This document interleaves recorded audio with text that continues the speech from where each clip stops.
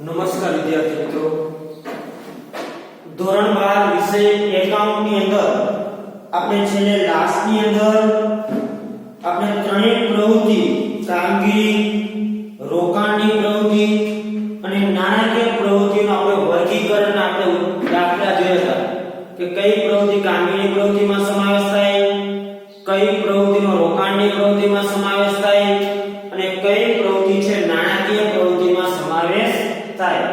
આવા પ્રકારનો દાખલો તમને પૂછાઈ શકે કે પ્રવૃત્તિ આપી હોય અને તેનું વર્ગીકરણ કરો. કામગીરી પ્રવૃત્તિ, રોકાણની પ્રવૃત્તિ કે નાણાકીય પ્રવૃત્તિ, તો એના આધારે તમને વર્ગીકરણ કરવામાં આવતું હોય છે. હવે કામગીરી પ્રવૃત્તિ, રોકાણની પ્રવૃત્તિ અને નાણાકીય પ્રવૃત્તિ, આ ત્રણેય પ્રકારની પ્રવૃત્તિના જે દાખલા છે, બરાબર છે, એના પહેલા આપણે ત્રણેય પ્રવૃત્તિઓના નમૂનાનો અભ્યાસ કરીએ કે કામગીરી પ્રવૃત્તિનો નમૂનો શું છે, રોકાણની પ્રવૃત્તિનો નમૂનો અને નાણાકીય પ્રવૃત્તિમાંથી ઉદ્ભવતા નમૂના. આ ત્રણેય પ્રવૃત્તિના મેં નમૂના દોરેલા છે કે ભાઈ જે અલગ અલગ પ્રકારની જે પ્રવૃત્તિઓ છે એમાં આપણે અભ્યાસ કર્યો હતો કે કામગીરીની પ્રવૃત્તિ મુખ્યત્વે શેમાંથી ઉદ્ભવતી હોય તો કે નફા નુકસાન પત્રકમાંથી અને ચાલુ મિલકત કે દેવાના વધારા ઘટાડા સાથે સંબંધ દર્શાવે છે. એમાંથી તો કે કામગીરી પ્રવૃત્તિમાંથી ઉદ્ભવતી હોય છે. પછી આપણે જોયું કે રોકાણની પ્રવૃત્તિમાં શેનો સમાવેશ થતો તો કે રોકાણની પ્રવૃત્તિમાં તો કે મિલકતો, પાકા સરવૈયાની મિલકતો બાજુ ચાલુ મિલકત સિવાયની તમામ મિલકતોમાં જે કંઈ ફેરફાર થાય એનો સમાવેશ તો કે રોકાણની પ્રવૃત્તિમાંથી ઉદ્ભવતો રોકડ પ્રવાહ કહેવાય, એટલે કે એમાંથી જે કંઈ રોકડ આવક જાવક થાય એ રોકાણની પ્રવૃત્તિ કહેવાય. અને નાણાકીય પ્રવૃત્તિમાં આપણે જોયું કે ઇક્વિટી, જવાબદારી બાજુમાં શેર, ડિબેન્ચર, લોન, આના જે કંઈ વ્યવહારો છે, બરાબર છે, આ વ્યવહારોનો સમાવેશ તો કે નાણાકીય પ્રવૃત્તિમાં થતો હતો, જેના વિશે આપણે અભ્યાસ કર્યો હતો. બરાબર છે. હવે આ ત્રણેયના નમૂના છે. આપણે કામગીરી, રોકાણ અને નાણાકીય પ્રવૃત્તિના ખાલી આપણે સ્વાધ્યાયમાં દાખલા એવા જ જોયા હતા કે ખાલી વર્ગીકરણ, જેમાં આપણે રકમ આપેલી હતી ને ખાલી ઓળખવાનું કે ભાઈ કામગીરી પ્રવૃત્તિ છે કેવી પ્રવૃત્તિ છે, એ પ્રકારના આપણે દાખલા જોયા કે પ્રવૃત્તિઓ ઓળખવાના આપણે દાખલાનો અભ્યાસ કર્યો કે ખબર પડે કે કેવા પ્રકારની પ્રવૃત્તિ છે, કામગીરી પ્રવૃત્તિ છે કે રોકાણની પ્રવૃત્તિ છે કે નાણાકીય પ્રવૃત્તિ છે. બરાબર છે. હવે આપણે આ જે પ્રવૃત્તિઓ છે બોર્ડની અંદર કે કામગીરીની પ્રવૃત્તિ, રોકાણની પ્રવૃત્તિ અને નાણાકીય પ્રવૃત્તિ, આનો દાખલો પૂછવામાં આવે છે બોર્ડની અંદર. હવે જો વિદ્યાર્થી મિત્રો, દર વર્ષે તો આ ત્રણ પ્રવૃત્તિ કોર્સમાં હોય છે, પણ આ વર્ષે આપણને ખબર છે કે સરકારે અમુક મુદ્દા રદ કરેલા છે કોર્સમાં. એટલે આ વર્ષે જેને કહેવાય કે માત્ર રોકાણની પ્રવૃત્તિમાંથી ઉદ્ભવતો રોકડ પ્રવાહ, રોકાણની પ્રવૃત્તિમાંથી ઉદ્ભવતો રોકડ પ્રવાહ, આના જ દાખલા જે છે એ દાખલા રાખેલા છે. જે દાખલા છે એ માત્ર રોકાણની પ્રવૃત્તિના છે. વર્ગીકરણ આપણે જે ભણ્યા કામગીરી પ્રવૃત્તિ વર્ગો, રોકાણની, એ બધા, પણ જે દાખલા છે જે રકમ વાળા તે માત્ર આ વર્ષે રોકાણની પ્રવૃત્તિનાથી ઉદ્ભવતો રોકડ પ્રવાહ છે એના જ દાખલા આ વર્ષે છે. આ બે પ્રવૃત્તિ જે છે એના દાખલા આ વર્ષે રાખેલ છે નહીં. એના દાખલા આ વર્ષે શું કરી નાખ્યા છે? રદ કર્યા છે. આ તમને એવું ઉદાહરણ પૂછે કે એમાંથી નાણાકીય પ્રવૃત્તિ હતો એવું પૂછે છે, પણ એનો જે દાખલો હોય છે રકમ વાળો, એ પ્રકારનો દાખલો આ વર્ષે જેને કે કોર્સમાંથી રદ કરેલ છે. નકર દર વર્ષે જે દાખલા પૂછાતા મોસ્ટ ઓફ એ દાખલા જેને કે આ ચેપ્ટરમાંથી જે 4 માર્કનો દાખલો પૂછાય છે એ 4 માર્કના દાખલામાં અથવાનો દાખલો પૂછાતો. શું પૂછાતો? અથવાનો. આ દાખલા મુખ્યત્વે આ પૂછાતો કામગીરી પ્રવૃત્તિ હોય તો એના હાથમાં રોકાણની પ્રવૃત્તિ હોય, કામગીરી પ્રવૃત્તિ હોય, એના હાથમાં નાણાકીય પ્રવૃત્તિનો દાખલો હોય. કામગીરી તો રોકાણ, કામગીરી તો નાણાકીય, અને રોકાણની પ્રવૃત્તિનો જો દાખલો હોય તો એના હાથમાં નાણાકીય પ્રવૃત્તિનો દાખલો. તો કે દર વર્ષે જે બે દાખલા પૂછાતા 99% જેને કહેવાય કે 99% આ પ્રકાર દાખલા જો કામગીરી પ્રવૃત્તિનો દાખલો તેના હાથમાં રોકાણની પ્રવૃત્તિ હોય, કામગીરી તો નાણાકીય અને રોકાણના હાથમાં નાણાકીય પ્રવૃત્તિ. એટલે તમે કોઈ પણ એક પ્રવૃત્તિ તૈયાર ન કરતા તો ચાલતું કે ઓપ્શનમાં નીકળી જતો દાખલો. મુખ્યત્વે જે બે દાખલા પૂછાતા અથવામાં એમાં કામગીરી દાખલો પૂછે તેના હાથમાં રોકાણની પ્રવૃત્તિનો દાખલો બે માંથી એક ગણવાનો, કા આ અથવા કામગીરી અથવા નાણાકીય અને રોકાણની અથવા નાણાકીય. પણ આ વર્ષે તો જેને કહેવાય કે રોકાણની એક જ પ્રવૃત્તિ રહી છે કે કામગીરી નાણાકીય તો તૈયાર કરવાની નથી. આ તો દર વર્ષે ત્રણ પ્રવૃત્તિ તૈયાર કરતા, ત્રણ પ્રવૃત્તિના દાખલા અભ્યાસ કરતા. ત્યારે કોઈ મેથડ તમે એકાદી પ્રવૃત્તિ જે મેથડ અઘરી લાગે એ તમે કોઈ પણ એક મેથડ કાઢી નાખો કોઈ તમારે 4 માર્ક આવી જતા, કેમ કે એનો દાખલો ઓપ્શનમાં નીકળી જતો. પણ આ વર્ષે તો કામગીરી અને નાણાકીય પ્રવૃત્તિ છે જ નહીં, તો આપણે તો માત્ર એક જ તૈયાર કરવાની રહેશે, કઈ રોકાણની પ્રવૃત્તિ. અને ઘણી વખત એવું પૂછાતું કે કામગીરી અથવા કામગીરી, રોકાણ અથવા રોકાણ, નાણાકીય અથવા નાણાકીય, પણ એ તો બહુ સંજોગ બહુ પૂછાતું નથી. હવે આપણે અહીંયા આપણે અભ્યાસ જે કરી છે એમાં ખાસ તમારે રોકાણની જે પ્રવૃત્તિ છે એમાં ધ્યાન આપવાનું છે, બરાબર છે. બીજી હું ચર્ચા કરીશ સમજવા માટે.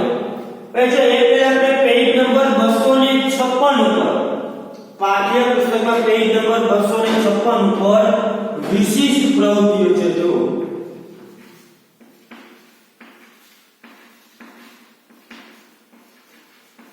કેવી પ્રવૃત્તિઓ?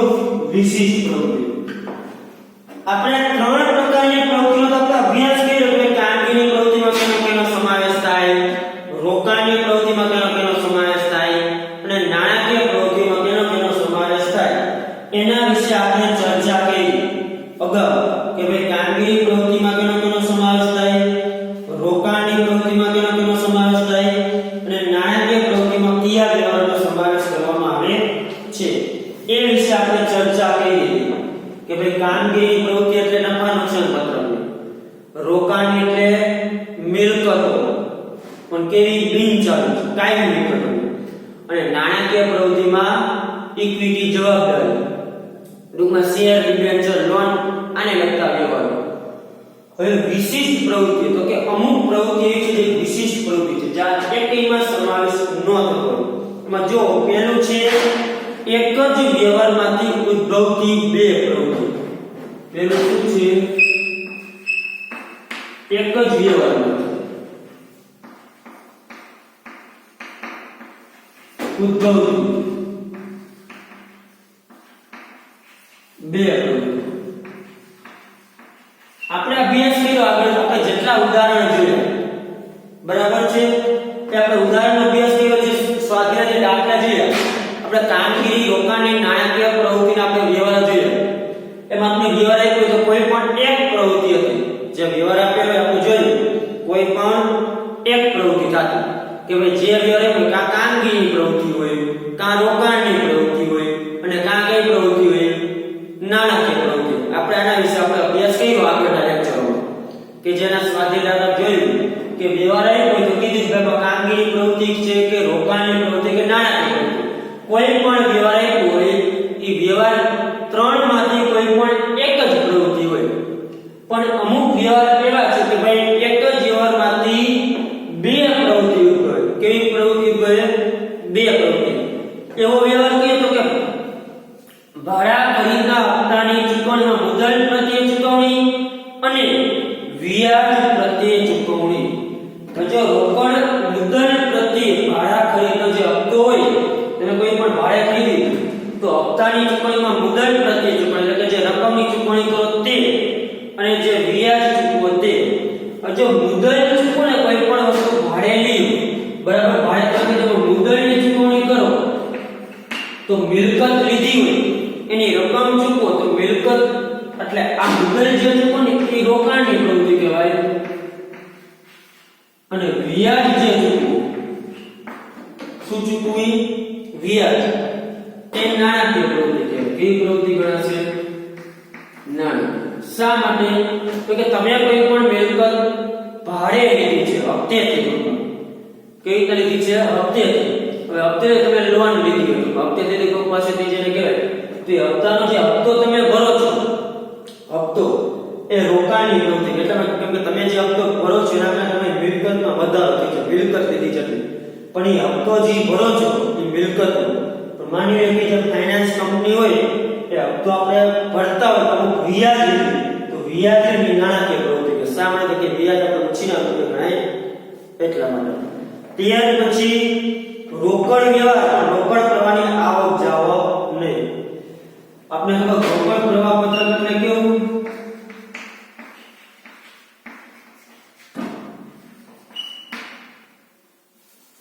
અમુક રોકડ વ્યવહાર પણ રોકડ આવક જાવક નહીં થાય.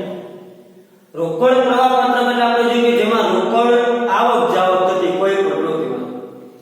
રોકડ વ્યવહાર જેમ કે રોકડ બેંકમાં ભરી કે રોકડ બેંકમાંથી ઉપાડી, આનાથી રોકડની આવક જાવક થતી નથી. કેમ કે બેંક પર કે હવે રોકડ ઘટે, બેંક સિલક વધે, બેંકમાંથી રૂપિયા પૈદી થાય, રોકડ વધે, બેંક સિલકમાં જમા કરશે આપણે ઈએમઆઈ ભર્યા કે જમા કરતી પ્રકારના જે વ્યવહાર છે, બરાબર છે, એમાં રોકડ આવક જાવક ન થાય. જમા કરતી જે વ્યવહાર છે એવા વ્યવહારની ચર્ચા કરી છે. ત્યાર પછી બિન રોકડ વ્યવહાર ત્રીજું છે. બિન રોકડ વ્યવહાર એટલે એવા વ્યવહાર કે જે વ્યવહાર રોકડમાં થતા ન હોય, જેમ કે ઘસારો આપણે રોકડમાં ન ચૂકવતા હોય. બિન રોકડ ખર્ચો કે જે વ્યવહાર આપણે રોકડમાં ચૂકવણી કરતા ન હોય એવા વ્યવહાર, બરાબર છે. હવે આપણે વિશિષ્ટ પ્રવૃત્તિ શીખી ગયા બાદ એની આપણે ચર્ચા કરી. ત્યાર પછી આપણે હવે ચર્ચા કરી છે ત્રણેયના નમૂના, બરાબર છે. એમાં આપણે ખાસ આ વર્ષે માત્ર આ જ પ્રવૃત્તિનો અભ્યાસ કરવાનો છે, એટલે આનો જ નમૂનો ખાસ આપણે યાદ રાખવાનો છે. તમારે આ બંનેના નમૂના યાદ રાખવાની જરૂર છે નહીં. તમારે એ બેના નમૂનાની કોઈ જરૂર છે નહીં, યાદ રાખવાની જરૂર છે નહીં. માત્ર કેનો નમૂનો યાદ રાખવાનો? તો કે માત્ર રોકાણની પ્રવૃત્તિમાંથી ઉદ્ભવતો જ રોકડ પ્રવાહ, બરાબર છે. આપણે ત્રણ પ્રવૃત્તિ છે, કામગીરી, રોકાણ અને નાણાકીય પ્રવૃત્તિ. એમાંથી દાખલા આવશે કેના પૂછવાના છે? આના. તમારા માટે જે કીધું આલેખ એક જ પ્રવૃત્તિ. એ તમારે આ જ નમૂનો પાકો છે, આ જ નમૂનો યાદ રાખવો છે. આ બંને નમૂના ખાલી તમને માહિતી આપવા માટે બનાવેલા છે, એ તમારે પાકા કરવાની જરૂરિયાત છે નહીં. માત્ર નમૂનો કયો તૈયાર કર્યો છે? રોકાણની પ્રવૃત્તિમાંથી ઉદ્ભવતો રોકડ પ્રવાહનો જ નમૂનો. કામગીરીની પ્રવૃત્તિમાંથી ઉદ્ભવતો રોકડ પ્રવાહનો નમૂનો છે. આ છે રોકાણની પ્રવૃત્તિ અને આ છે નાણાકીય પ્રવૃત્તિ. હવે કામગીરીની પ્રવૃત્તિમાંથી ઉદ્ભવતો રોકડ પ્રવાહનો નમૂનો તો લોંગ છે, મોટો છે, અઘરો છે. દર વર્ષે વિદ્યાર્થીઓ આ જ મેથડ કાઢી નાખતા, કેમ કે આ થોડીક અઘરી પડે છે, આ બંને પ્રવૃત્તિ સહેલી પડે. પણ આ વર્ષે તમારે માત્ર એક જ છે, એટલે આ બંનેને તો કઈ જોવાનું છે જ નહીં.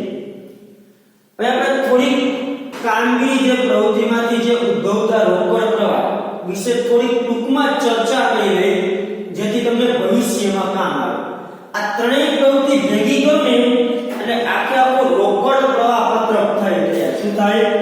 રોકડ પ્રવાહ પત્રક નામ છે. તો પેજ નંબર 258 ઉપર આપ્યું છે.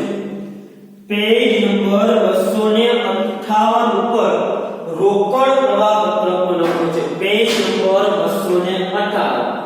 રોકડ પ્રવાહ પત્રક આ ખાલી કામગીરીમાંથી ઉદ્ભવતો થયો, આ રોકાણની પ્રવૃત્તિમાં ઉદ્ભવતો થયો, અને આ થયો નાણાકીય પ્રવૃત્તિઓમાંથી ઉદ્ભવતો રોકડ પ્રવાહ. આ ત્રણેય પ્રવૃત્તિમાંથી ઉદ્ભવતા રોકડ પ્રવાહનો સરવાળો એટલે તમને ચોખ્ખો રોકડ પ્રવાહ, જેને કહેવાય કે રોકડ પ્રવાહ પત્રક છે એ મળે. આખરની સિલક મળે તમને રોકડ, બરાબર છે. હવે પહેલું છે કામગીરીની પ્રવૃત્તિ. આપણા અભ્યાસની કોઈ કામગીરીની પ્રવૃત્તિ કેને કહેવાય એના વિશે આપણે ચર્ચા કરી હતી અગાઉના લેક્ચરો, કે ભાઈ કામગીરી પ્રવૃત્તિ કેને કહેવાય.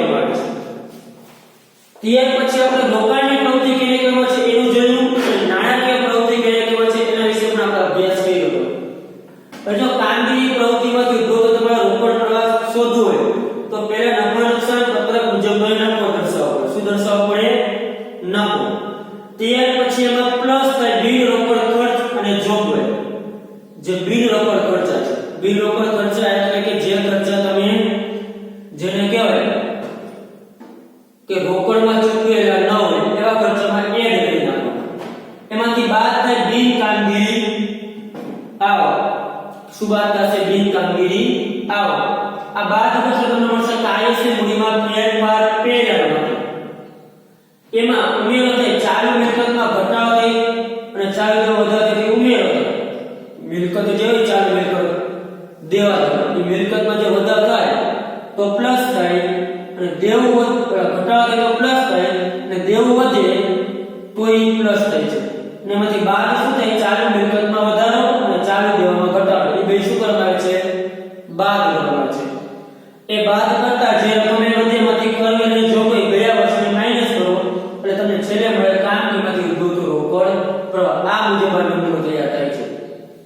શું ઉમેરો માઈનસ ઉમેરો માઈનસ ઉમેરો શું થાય? બાદ શું થાય? ઉમેરો શું થાય? બાદ શું થાય?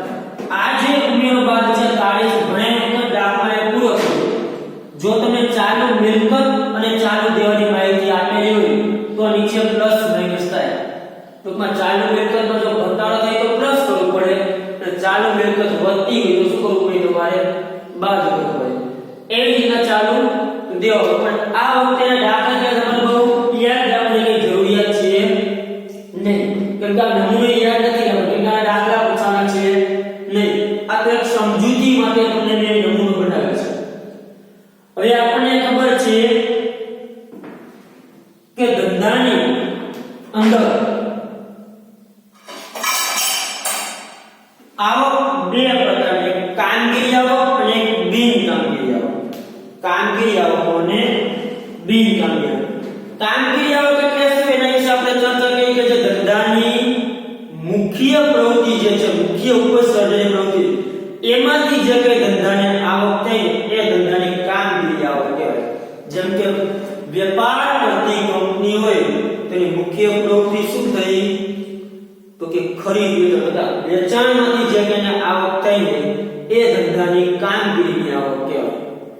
આ સિવાય બિન કામગીરી આવક બરાબર છે, એટલે કે વેચાણ સિવાયની જે કઈ આવક થતી હોય, ધંધો કરતા હોય પણ ધંધાની મુખ્ય પ્રવૃત્તિ વેચાણ, એટલે કે વેચાણ સિવાયના વ્યવહારો જે છે, વેચાણ સિવાય વેચાણમાંથી આવક થાય તો એ કામગીરી આવક થઈ.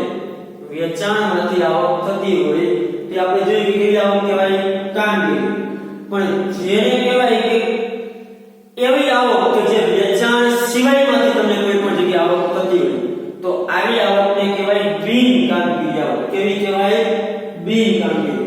જેની અંદર મિલકત વેચાણનો નફો, તમે કોઈ ધંધાની મિલકત હોય એ મિલકત વેચો અને તમને જે નફો પ્રાપ્ત થાય, મિલકત વેચાણ, તો મિલકત જે ધંધાનો રોજબરોજનો ધંધો નથી કરતા, આ તો મિલકત પડી વેચી નફો, રોકાણ વેચાણનો નફો, રોકાણ પર વ્યાજ, મિલકતની ભાડાની આવક, આવી બધી કોઈ આવક થતી હોય, કમિશનની આવક, બરાબર છે. ધંધાની મુખ્ય પ્રવૃત્તિ કહી શકાય.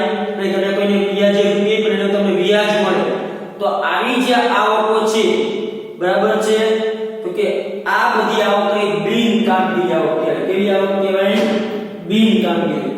જે ધંધાની રોજબરોજની ટૂંકમાં એમ કહી શકાય કે મુખ્ય પ્રવૃત્તિની આવક નથી એટલે બાદ થાય છે. ત્યાર પછી બિન રોકડ ખર્ચ અને ફાળવણી. બિન રોકડ ખર્ચની અંદર તો કે એવા ખર્ચાઓ કે જે ખર્ચ ધંધાએ રોકડમાં નથી જીતવા, ફાળવણી કરી કે જોગવાઈ કરી, ઘસારો, આપણા ગેરમાનમાં ઘસારો ચેપ્ટર ભણ્યા, ઘસારો મિલકત ઉપર ગણવામાં આવે છે, પણ આપણે ઘસારો કે રોકડમાં ચૂકવતો એટલે આપણે જોગવાઈ કરી કે ભાઈ આટલો મિલકત ઉપર ઘસારો બાદ કરી છે, મિલકતની કિંમત ઘટાડી છે, પણ ઘસારો કે આપણે રોકડમાં આવ્યો, રોકડમાં ચૂકવો કાઢ્યો ઘસારા રૂપિયા. ત્યાર પછી આપણે અદર્શ્ય મિલકત માંડી વાળતા પાઘડી, આ કેવી છે? બિન રોકડ. ત્યાર પછી મિલકત વેચાણનું નુકસાન, મિલકત વેચાણ જે નુકસાન તમને થાય તો નુકસાન આપણે ભોગવવાનું હોય. નુકસાન કે 10,000 ની મિલકત હોય એ 8,000 વેચી 2,000 નુકસાન આપણે ભોગવવું. રોકડ આવક ઓછી થઈ ઓટોમેટિક આવું નુકસાન હોય તો તે ત્યાર પછી કરવેરાની જોગવાઈ તમે કીધી ચાલુ વસ્તુ હોય તો આમાં જોગવાઈ કઈ કરવે ચૂકવવાના આપણે જોગવાઈ કરી ત્યાર પછી સામાન્ય વખતમાં રૂપિયા લઈ જાય આપણે નામ તો ચેપ્ટર 5 આવ્યા બધું કે ધંધો પોતાના ભવિષ્યનું કેવા આકસ્મિક ખર્ચને પહોંચવા માટે અમુક અનામત ખાતે રૂપિયા લઈ જાય દર વર્ષે એ રૂપિયા ના આપે પણ કે ગાંઠ અનામત ખાતે ફેર બદલે કે તો અનામત ખાતે ફેર બદલે કે સૂચિત ડિવિડન્ડ ચાલુ વસ્તુ કેવું ચાલુ વસ્તુ સૂચિત ડિવિડન્ડ હોય તો સૂચિત ડિવિડન્ડ લેવું કે જે ચૂકવ્યું નથી ઉદાહરણ તમને કહું તમને એમ કહું કાલે આપણે પ્રવાસમાં તમને લઈ જવામાં આવશે કાલે તમને પ્રવાસમાં લઈ જવામાં આવશે 20 દિવસમાં હું લઈ ગયો તમને જી ખાલી જાહેરાત કરી કે ભાઈ ચૂકવણું કરશું કે આ વસ્તુ થશે પણ તમને એ જગ્યાએ લઈ જવામાં આવે અને આવું જે સૂચિત ડિવિડન્ડ હોય આ બધે બિલ નકલ કરે ત્યાર પછી ચૂકવેલ ડિવિડન્ડ ચૂકવેલ વ્યાજ આ નાણાકીય ખર્ચ જે છે એનો પણ સમાવેશ આમાં કરવામાં આવે છે એટલે બિલ રોકડ જેવા ખર્ચ છે બિલ કામગીરી આવો અને જે ચાલુ મિલકત અને ચાલુ ધંધો જે કઈ ફેરફાર થાય આના ઉપરથી જે તેના રોકડ પ્રવાહ શોધવામાં આવે એને કહેવાય કામગીરીમાંથી ઉદ્ભવતો રોકડ પ્રવાહ કેવો રોકડ પ્રવાહ કહે છે કામગીરીમાંથી ઉદ્ભવતો રોકડ પ્રવાહ પણ આની તમને સમજૂતી પેજ નંબર 260 ઉપર આપેલી છે પણ આના વિશે આપણે કઈ બહુ વધારે સમજી નથી કેમ કે આ દાખલાનો પૂછવાનો છે નહીં મેં તમને ટૂંકમાં એની સમજૂતી આપી દીધી કે એને બિન કામગીરી આવક કે કામગીરી આવક કહેવાય બિન રોકડ ખર્ચા કેવા હોય બરાબર છે બિન રોકડ ખર્ચા એટલે ટોટલ પ્રકારના ખર્ચ થઈ જાય આમ જોઈએ તો ઘસારો માંડી વાય મકાન ટૂંકમાં વેતન બરાબર છે આ બધી જે છે અધ્યક્ષ તો માંડી વાય હોય ને તો આમાં દર્શાવવામાં આવતું છે કોઈ અનામત ખાતે ફેર બદલી કરવેરાની જોગવાઈ કરો ડિવિડન્ડની જોગવાઈ કરો આ બધું અને જે ચાલુ મિલકતમાં જે ફેરફાર દર્શાવવામાં આવે છે એનું તમને જો આની કાર્યક્ષમતા પાછળ જોવા મળતી હોય છે ત્યાર પછી છે આપણે જે ખાસ મહત્વનું છે એ છે રોકાણની પ્રવૃત્તિ તો કે રોકાણની પ્રવૃત્તિમાંથી ઉદ્ભવતો રોકડ એમાં આપણે કીધું કે રોકાણની પ્રવૃત્તિમાં કાયમી મિલકતનું ખરીદ વેચાણ અને કાયમી અને જે રોકાણ છે એમાંથી મળતી ઉપજનો સમાવેશ થાય જો મિલકત કે રોકાણનું વેચાણ કરો તો રકમ પ્લસ આવે કોઈ પણ બિનચાલુ રોકાણમાંથી મળતી કે ડિવિડન્ડની આવક થાય વ્યાજની આવક થાય ભાડાની આવક થાય તો ઈ પણ રોકાણની પ્રવૃત્તિ દર્શાવે અને બિનચાલુ રોકાણ કે મિલકતની ખરીદી કરો તે રકમમાં દર્શાવે પણ કાઉન્સમાં દર્શાવે રકમ કેવી દર્શાવાય માઈનસ દર્શાવવામાં આવે છે કેવી દર્શાવવામાં આવે છે માઈનસ એટલે આપણે યાદ રાખવાનું કે મિલકતો અને રોકાણોનો ખરીદ વેચાણ મિલકતો અને રોકાણોનું ખરીદ વેચાણ અને બિનચાલુ રોકાણમાંથી મળતી આવક ડિવિડન્ડ વ્યાજે આવી આવક જે કહેવાય ખરીદ વેચાણ એ રોકાણની પ્રવૃત્તિમાં આ રીતના નમૂનામાં દર્શાવશે જેની ખરીદી કરી છે જે કઈ મિલકત હશે મિલકતનું નામ એની રકમ વેચાણ કર્યું તો પ્લસ એટલે કાઉન્સમાં નહીં દર્શાવવાનું ખરીદી કરી માઈનસ એટલે કાઉન્સમાં રકમ દર્શાવશે શું દર્શાવશે કાઉન્સમાં હવે નોંધ એ છે કે આપણે દાખલો છે તે જોશું બરાબર છે ત્યાર પછી છે નાણાકીય પ્રવૃત્તિમાંથી ઉદ્ભવતો રોકડ એ આપણે ઇક્વિટી જવાબદારી બાજુ જોઈતી કઈ બાજુ છે ઇક્વિટી જવાબદારી બાજુ કે જે ઇક્વિટી જે શેર ડિબેન્ચર લોન લેવામાં આવે શેર ડિબેન્ચર લોન પરત કરવામાં આવે ડિવિડન્ડ વ્યાજ ચૂકવવામાં આવે અને બેંક ઓવરડ્રાફ્ટમાં વધારો ઘટાડો આવા જે વ્યવહારો છે એ નાણાકીય પ્રવૃત્તિમાં દર્શાવવામાં આવતા હોય છે એમાંથી જે કંઈ રોકડ પ્રવાહ ઉદ્ભવે એને કહેવાય નાણાકીય પ્રવૃત્તિમાંથી ઉદ્ભવતો રોકડ પ્રવાહ બરાબર છે કામગીરી રોકાણની પ્રવૃત્તિમાંથી ઉદ્ભવતો રોકડ પ્રવાહ અને નાણાકીય પ્રવૃત્તિમાંથી ઉદ્ભવતો રોકડ પ્રવાહ હવે આપણે અભ્યાસ માત્ર કઈ પ્રવૃત્તિનો ભાગ છે રોકાણની પ્રવૃત્તિમાંથી ઉદ્ભવતો રોકડ પ્રવાહ એટલે તમારે માત્ર એક જ નમૂનો તૈયાર કરવાનો છે આ બંને નમૂના તમારે આપણે પૂછાતા નથી. એટલે આ બંને નમૂના જે છે એ તમારે તૈયાર કરવાની કોઈ જરૂર છે નહીં, યાદ રાખવાની કોઈ જરૂર છે નહીં. માત્ર કયો નમૂનો? એક રોકાણના પ્રવૃત્તિમાંથી ઉદ્ભવતો રોકડ પ્રવાહ. ખાસ એ જ તમારે યાદ રાખવાનું છે, એની જ ખાલી ચર્ચા આપણે કરશું અને એ જ તમારે ભણવાનું છે. નાણાકીય પ્રવૃત્તિમાં ઘણા બધા વિશિષ્ટ પ્રકારના વ્યવહારો નાતે હોય, બરાબર છે, પણ એ આપણે કઈ ધ્યાનમાં લેવાનું છે કેમ કે એ પૂછાતું નથી એટલે એની કોઈ આપણે ચર્ચા કરવાની હોતી નથી. આપણે માત્ર રોકાણની જે પ્રવૃત્તિ છે એમાંથી ઉદ્ભવતો રોકડ પ્રવાહ દાખલો થાય એના દાખલા અને જે ઉદાહરણ છે આપણા વિશિષ્ટ એના આપણે અભ્યાસ કરવાનો છે. આ બંને પ્રવૃત્તિના આપણે દાખલાનો અભ્યાસ કરશું નહીં. માત્ર રોકાણની પ્રવૃત્તિમાંથી ઉદ્ભવતો રોકડ પ્રવાહ એ જ તમારે જોવાનું છે. કઈ પ્રવૃત્તિ? રોકાણની પ્રવૃત્તિમાંથી ઉદ્ભવતો રોકડ પ્રવાહ. આના વિશે જ આપણે ચર્ચા કરવાની છે, બરાબર છે. આના જે દાખલા છે રોકાણની પ્રવૃત્તિ, એના દાખલા આપણે નેક્સ્ટ લેક્ચરમાં અભ્યાસ કરશું. રોકાણની પ્રવૃત્તિમાંથી ઉદ્ભવતા રોકડ પ્રવાહના જે દાખલા છે એ આપણે નેક્સ્ટ લેક્ચરમાં અભ્યાસ કરવાનો છે, બરાબર છે. આપણે ત્રણેય પ્રવૃત્તિના જે થિયરી હતી, કામગીરી પ્રવૃત્તિ, રોકાણની પ્રવૃત્તિ અને નાણાકીય પ્રવૃત્તિ કેને કહેવાય છે એના વિશે આપણે ચર્ચા કરી હતી.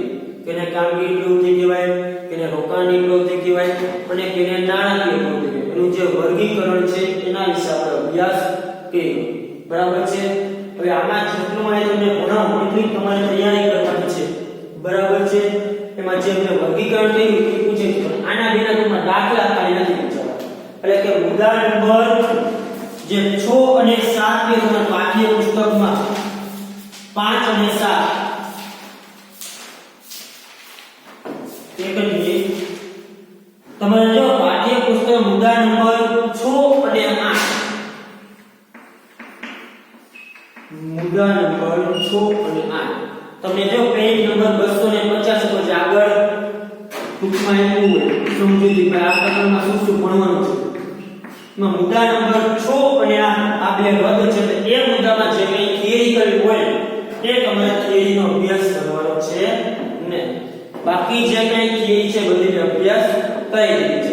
હવે આપણે આના જે દાખલા છે રોકાણની પ્રવૃત્તિમાંથી ઉદ્ભવતો રોકડ પ્રવાહ એના આપણે દાખલાનો અભ્યાસ કરવાનો છે, જે આપણે નેક્સ્ટ લેક્ચરમાં એના દાખલા વિશેનો અભ્યાસ કરશું. ચાલો થેન્ક યુ.